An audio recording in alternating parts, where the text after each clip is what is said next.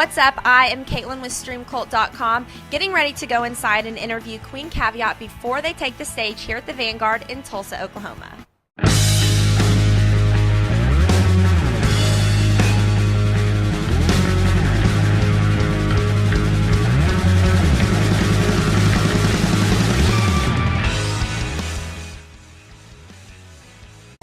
I am Caitlin Hoffman, and I am here with Lauren Little of the band Queen Caveat. How are you? I am great. I feel good. She's about to get ready for her show tonight here at the Vanguard. We have just finished up sound check. You guys sound awesome. Thank you. Thanks. You're welcome. So I want to talk a little bit about this EP, Slap on the Wrist. We were just talking about the title of it. You came up with it in 20 minutes? Yeah, I think all of our band, you know, we all think that we're the smartest, most genius, like, namers of everything. So, you know, Will usually comes up on top because he just has a larger vocabulary than the rest of us. So, yeah, we were all trying to name this. We had to send it in for printing because we were about to print like 1,000 CDs and we needed a name for our EP. So Will just comes up with this stuff like that. Like, he named our band and he just comes up with stuff. And so that was a 20-minute thing. That's not a bad story and not a bad ending for that because that is what you went with. Yeah. So, okay, your single, Resilient Me, I was talking to you about this just a little bit earlier. That's an emotional song. So was there, I mean, something had to have led up to that, to get to that. I mean, what was the writing process like behind that song? Well, that song actually, Ben and I are a couple, and we've been in the band for 3 months. We were platonic in the band for 4 months. So, I mean, it didn't start out that way. We always loved each other. But, you know, halfway through between then and now, you know, it was really hard we came to a point where it was really hard. And long story short, we had a really tough time for a while. And the rest of the band, and we were all just, I mean, everything can go wrong in every situation. Our situation was 3 guys and 1 girl, and that's so hard sometimes. It's also the coolest thing in the world because that's 3 people, 3 really strong guys that have your back. But sometimes, you know, I get a little, I'm a girl, you know. Yeah. So, you know, between that and then just all the stress of living together and everything, Ben and I had to work through some really hard stuff, and we just came out like iron, like so strong. Yeah. And so I was like, damn, we are resilient. I mean, we have to give ourselves a little more credit than we do because we're doing something that's impossible. And I believe that you always have to look back every once in a while and say, you're doing a good job. Because if you don't, you'll just go crazy.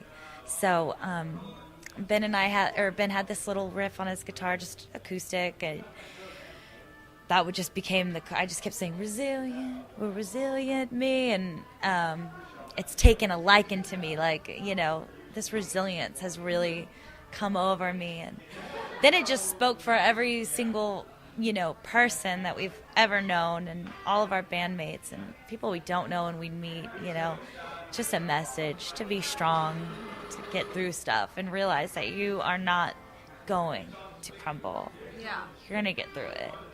So, yeah, that's what that's about. And it was featured on ABC or 2020 on ABC. Yeah. They actually, we did a music video for it. And the music video concept was, you know, we had a little girl in it. It was the cutest little girl I've ever. And she represented the kid in us. Because when we're kids, we're resilient. And when you grow up, when you're young, you say, I want to be a singer when you get up. Nothing could stop you. And that's the resilience. So we were filming a documentary with ABC. And so they, you know, they hooked it up. And they were like, we'll do a world premiere of your music video on our website. And that was another first for us. We were the first band that ever had a video premiere on a news website like that. I was like, okay, sure. Kudos for you guys. I mean, congratulations. Cool.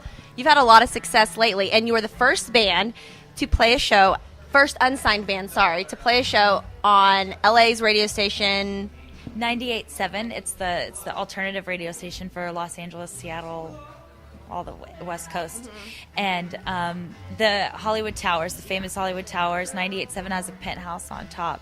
And we were just offered to do that with the 2020 thing, and our good friend Darren, who runs the radio station, he's we have amazing relationships, Yeah. and it's so cool.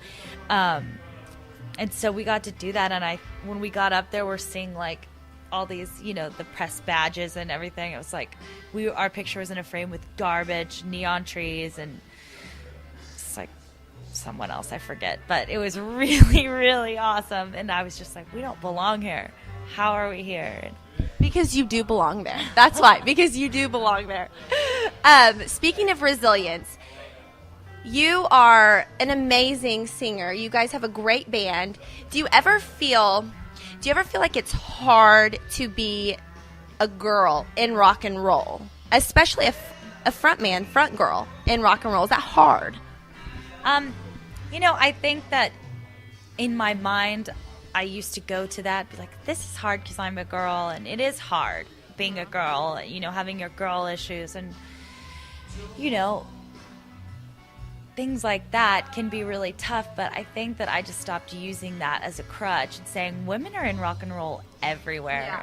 And, the men folks should be a little afraid. And instead of using that as an excuse, I just said, it's just hard to be a lead singer in a band anyway. It's hard to be a drummer. It's hard to be a bass player. It's hard to be in a band. It has nothing to do with my gender. So I kind of use that as an empowering thing, that I'm a woman and I'm doing this and women are taking over, instead of something that I used as an excuse. Mm-hmm. So I feel good about it. I feel like I'm right where I'm supposed to be. Is there anything that you hold dear to your heart now, today, after everything that has led you up to this point, that you are working for, kind of a catalyst to put you in the direction that you want to be in the future? Yeah, I mean, everything that we've wanted so far in a band has gone at a really, incredible pace, in our opinion. So, every time we say we want something, we just work hard for it and it happens. It just shows you just have to work really hard. Like I said earlier, we've built some amazing friendships and relationships in Los Angeles. So we have a big family. One of our best friends, his name's Evan Ehrman, and he has built this film company from the ground up, and he did our first music video. And I'm not allowed to say how much it was for, because it was so dirt cheap that he doesn't think that he'll get any business after that. So we've actually done 3 music videos with him now, and he's just a homie for life. We have the same guy, Max Cohen. He's our producer. He's produced all of our music so far, and we're broke.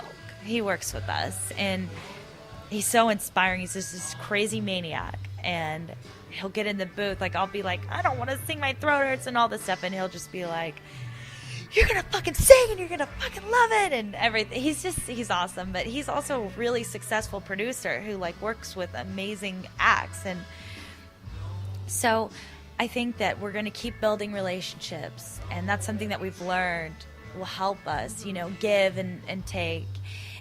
And, the last thing we really wanted was to do a huge tour, and we're doing a 47-date tour right now. And so I think we're just going to work on our album. That's our next thing, and just keep going. We don't think that far ahead. We just think, what we can grab, and we grab it. So what do you want your fans and future fans, what is one specific thing that you want them to take from Queen Caveat, to learn from you guys? Don't take life so seriously. We don't, and we're having a blast. If you have something that you want to do it, because it's possible. I'm from Tulsa, Oklahoma. I couldn't even break in the music scene here in Tulsa, Oklahoma, and I moved to LA when I was 19, and I met the most amazing people that will be with me forever and that are my family, and I'm doing it, and it wasn't that hard. It was easy. It was so do it. So do whatever you want to do. Don't make excuses, please, and just do it. Make it yours. Knock down the walls of something that's there, a structure that's crumbling. Knock those walls down and make something yourself. Be the first band to do something, And there you had it from Lauren Little of the band Queen Caveat. What an inspiration to music fans all over the world, really. So thank you, Lauren, so much. I'm so glad we got to sit down and talk. Nice. So, all right. Well, I'm looking forward to your show tonight. So thanks again. All right.